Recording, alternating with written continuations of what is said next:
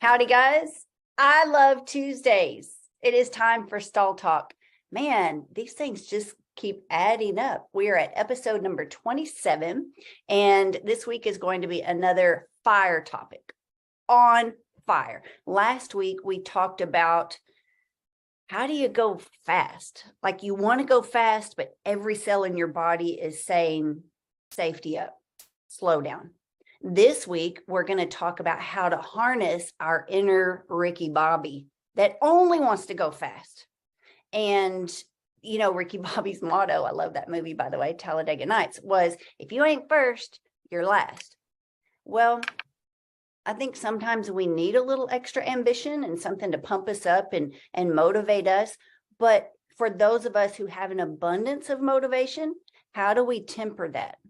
Especially for the sake of our horse. When our horse is either not ready, so not mature enough to handle all of the gears, or we need to go back and repair some things. Maybe we need to work on the transmission. We need to reprogram some things. Like there's a short in the wiring system. I'm trying to relate horses to cars right now. If you're like me, you've driven a few older vehicles in your life, and sometimes, you know, things don't fire on all cylinders. And sometimes it can feel like that way with our horses. So if you're watching right now live, welcome. This is Stall Talk. We've been doing this every Tuesday. We are sponsored by Merhow Trailers. And if you would like, today, during this live, Merhow Trailers will give away 5 entry fees. So 5 free entry fees to this weekend's clinic. It's a hybrid clinic. What does that mean? That means that a very small group of riders will get to ride in person. Everyone else can watch and learn from the convenience of your device. So whether you're at a rodeo, you're at home, you're in the barn, you're riding on the trail, take your phone with you so you can join this weekend's clinic. It is specific to moody mares, and our clinician is James Davison. He is an expert equine behavior specialist. So you have a chance to win a free entry fee right now. So right now, what you need to do is download the Stall High app. There it is, Stall High. Inside the Stall High app is a free link to join the Zoom. I want to see you on the Zoom, and you must comment why your mare would benefit from this clinic. Why do you want to attend? Why do you want Merhow Trailers to sponsor you this weekend and give you a free entry fee to Moody Mare Makeover? That is a virtual clinic. It's happening this weekend. So go do that right now if you want a chance to win a free entry fee. And thank you, Merhow Trailers. Let's get going. All right. So my co-coaches today, Michael Richardson, he's already here. Michael, star of the TV show Gift of the Horse. Man, I'm learning so much from you this year. So thank you for being here once again. Thank you. And Leanna Ray. I've been saying she was a behavioral neuroscientist, but she comes from relational neuroscience. So I'm also learning a tremendous amount from Leanna. She may or may not be with us yet. I'm here. Oh, good morning, sunshine. Good morning, sunshine. Hello, you look fabulous. Thank you. As always. So do you. Well, Love thank you. you. Yes. So you're definitely bringing us all up. Like the entire industry has an opportunity to learn from you. And I'm so thankful that you and Michael are here. It's just fascinating. You blow our mind every week. Well, same, just like everyone else, and hearing everyone else's experiences. Again, I'll reiterate, that's why communities such as Stall High are so essential to all of our growth. Every single one of us having these community conversations. We all help each other grow. I was listening to a little YouTube this morning, and he talked about lifelong learning. Yes. That's the key to the future. You want to succeed? Decide right now you will be a lifetime learner. Yes.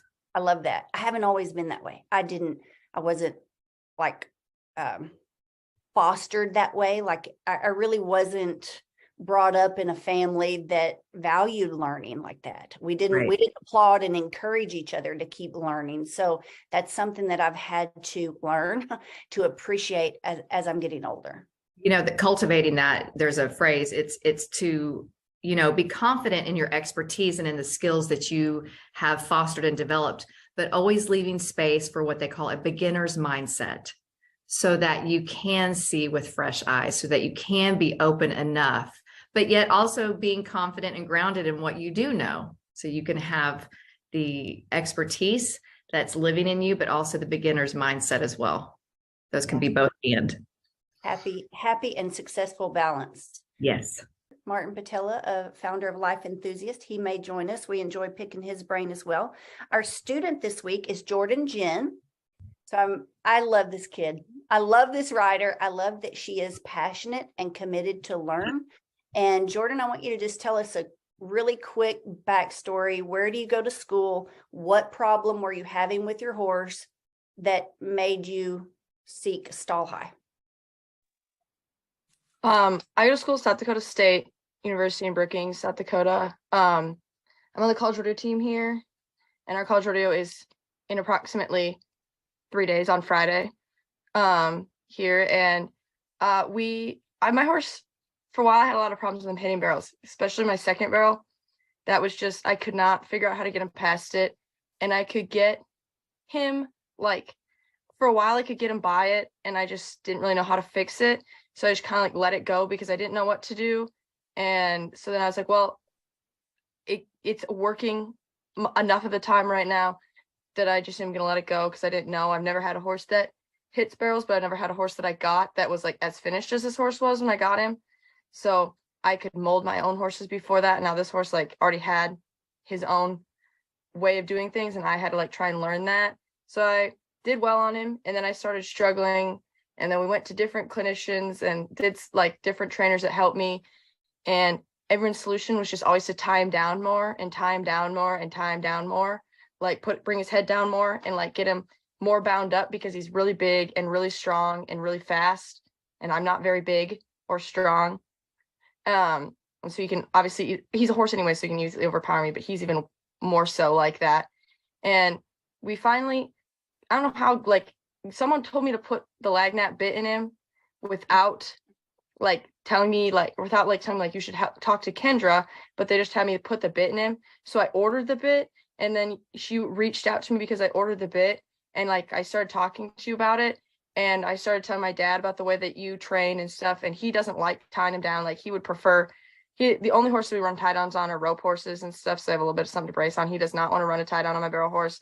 He doesn't like that stuff. He's whatever. And so I started talking to him, and he's not one to like hammer on him too hard like anything either, and I don't like that either. And then finally we started talking to you more and more, and it started to actually like help my horse. So then we got pretty much as much involved as we could here. Okay, so let's help our viewers understand this horse for a minute. So on a scale of 1 to 10, 10 being NFR level, speed and power, okay? I'm going to classify this horse at his potential, from what I see, especially from what you sent me over the weekend, 8.5. Like he is high. He is up there. He is fast. He's got a lot of muscle, and I believe he really wants to please you. Like he's trying his best. I can just see it. I just know it about him. Even though y'all are not on the same page right now, it's our job to help you get there. And I'm so proud of you for investing in yourself rather than going out there and going through all these random products and devices. You're investing in wisdom. And so I'm super proud of you for doing that and being open and willing to learn, even though sometimes that's hard to do because it challenges us, you know? Yeah. So where would you, compared to your other horses, if I rate him an 8.5, where would the other horses rate? Like he was a big step up for you, right? Yeah. So I had a couple, like my dad, when I was in high school or whatever, we bought some cheaper horses. So I had a nice horse that he was probably like a 5 or 6. Like I placed high school rodeos and stuff on him a bunch, and he got to college and he was usually like top 20, top 30 or so out of like the 100 girls or whatever, but I wasn't making short rounds on him or anything. So we went out and bought a different horse, and that horse has the potential. He had the potential to be like probably a 7.5 to an 8, like not quite as big of a step up, because he was a little late, like started a little later on the barrels and stuff. He was a team roping horse, and they started him on the barrels. He's really big. He's pretty, like, he's fast, but he just doesn't have like the grit as much as my gray does. And so he was going to be like, I could have like made short rounds at college rodeos and stuff on him, and maybe even made the CNFR on that bay horse, but then he got hurt. And at that, like, kind of like right before he got hurt, we traded that little high school horse that I had for this gray, just because a little girl had my gray, and she couldn't handle him because sometimes I can barely handle him almost. And so she couldn't handle him. And the lady who helped us buy both the other two horses, like, well, this girl, they have this horse and they can't afford to buy your horse until they sell this gray. And this gray horse might be a little bit better than the horse that we sold. So even if we just turn around and resell him, we might make a little bit more money on him than we would have made on your done horse. And my dad and I wanted, like, that home is exactly where we wanted that other horse to go, because he taught me more than I could have ever asked him to teach me anyway, about like just everything.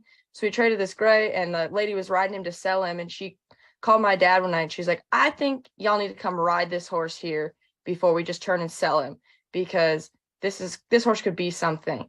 And a pretty big trainer that's trained some really, really nice, like, NFR horses, like horses that have been to the NFR and stuff, rode my gray one time at this clinic that we went to. And he told me, he said, this horse is a horse, like, if we put a right now, even if we put a jockey that can ride some of the tougher ones, like someone like Stevie Hillman, who can sneak him by stuff, and like a really good jockey, this horse will take her to the pay window at pro rodeos.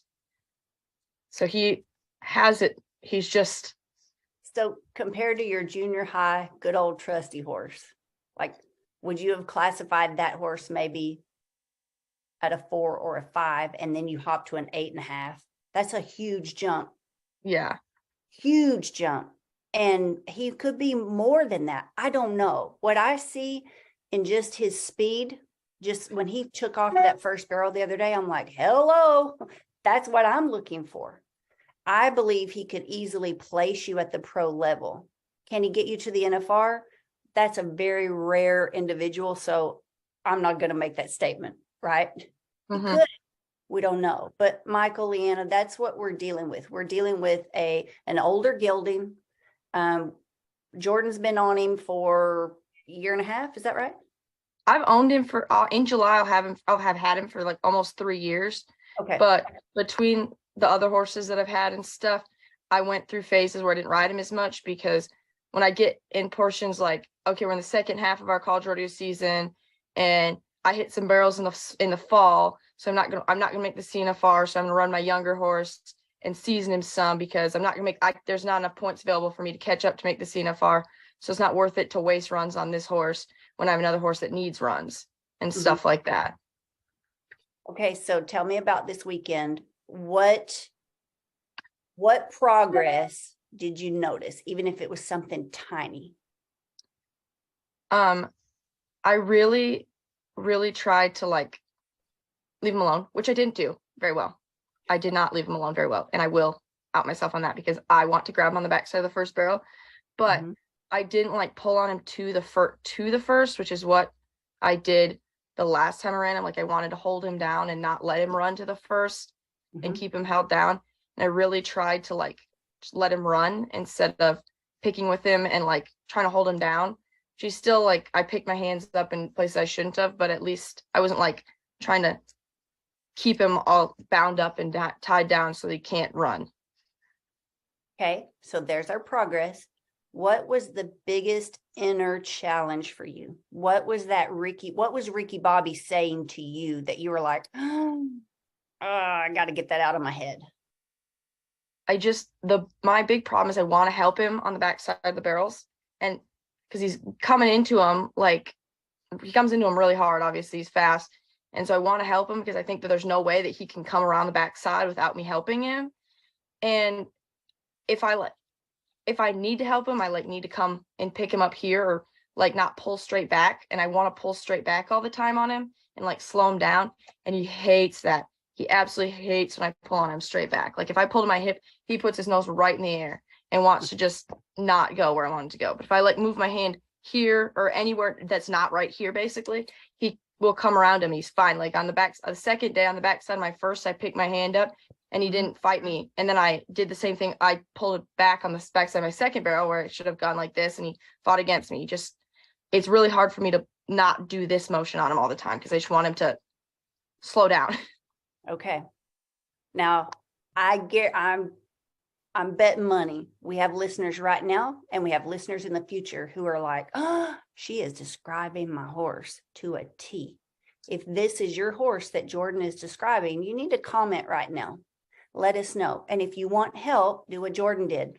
Go to the Stall High app, look up online mentorship, online training, and come be a part of this community. Be a part of what's happening. We have an online mentor program. That's what brought us here today. Jordan, if it's okay with you, I'm going to share the screen so we can watch your videos from the weekend. Everybody say hi to Lori Roth, my sister-in-law and right-hand woman at Stall High. We can't do this without her. Hi. Right. Share my screen, make this bigger. And this is the same pen we were in a week ago or 2 weeks ago. Is that right? No, this is a completely different pen. Okay. Just we're in a bunch of indoors right now and they all look the same. Michael, Leanna, y'all have a visual on this? Yes, ma'am. Okay. So here's the run in real time, like real speed. Now I'm going to slow it down. Get ready to hit the pause button. This was, yeah, it's the same run.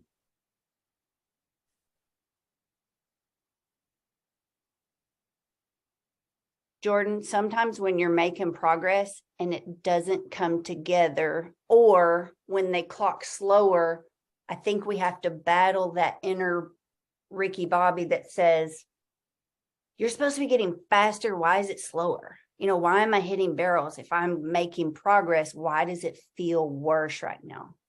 So Michael, Leanna, here it is in slow motion. Think about what you want to ask Jordan. Me to go ahead and stop it. It helps us all become better horsemen and horsewomen. If you're interested in attending Moody Mare Makeover Clinic, you can attend in person. There's only one spot left, or you can watch from the convenience of home. Sign up right now at moodymaremakeover.com. And a special thank you to Merhow Trailers. Once you pull a Merhow, you